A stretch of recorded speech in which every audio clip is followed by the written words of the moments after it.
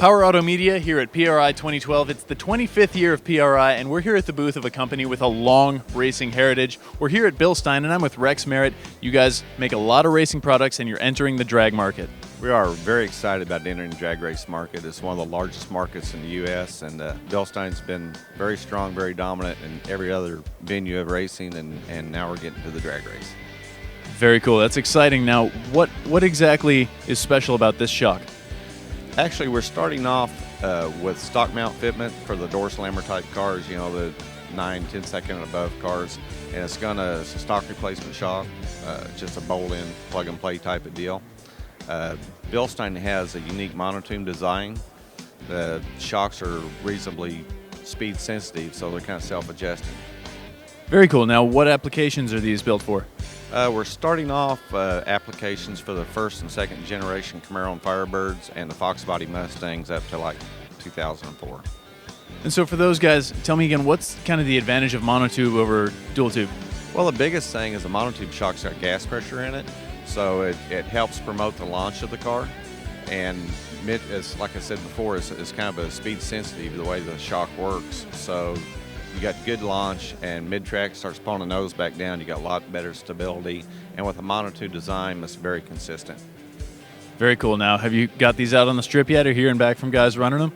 Yeah, Bilstein's really into making sure the product's right before it goes to market, and we spent virtually all of last year testing with them, testing with the first-gen Camaros and the Fox bodies, and with the Mustang, we actually picked up a 3/10 improvement over back-to-back against the twin-tube common shock, and I wouldn't have believed it if I'd seen some time slips, because 3/10 is huge. Yeah, 3/10 is light years. What was the response on the strip that day?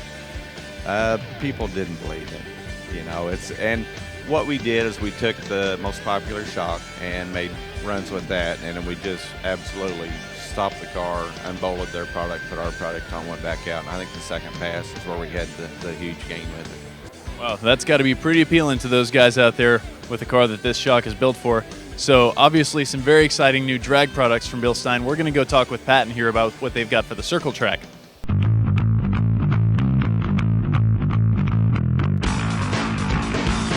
Okay guys, I'm here at Bilstein with Pat McCauley. Pat, you guys have the new XVS series. This is a circle track shock? Yes, sir. Now, what kind of applications is this designed for? We mostly designed this for the class that has to run a steel rule, mostly for modifieds and crate lathes. Okay, so what kind of adjustability does this shock offer? Well, it is racer rebuildable, and it's, depending on rule set, it either has a hyper plug or a Schrader valve, and we come in 21 unique valves. And you can order those straight from Bilstein in any of the 21 flavors? Yes, our dealer base certainly can, and it also comes base valve equipped or not, depending on what you're looking for. So what's the advantage of that? The base valve actually lets you do several things. One, lower gas pressure, compression tuning, things like that. Are these out on the track yet? Are you hearing back from guys running them? Yeah, certainly. We've got a bunch out in prototype and testing right now with good results from the Duel in the Desert out there in Las Vegas. This shock debuted at Duel at the Desert, is that right? Yes, sir. Okay, so what was the response there?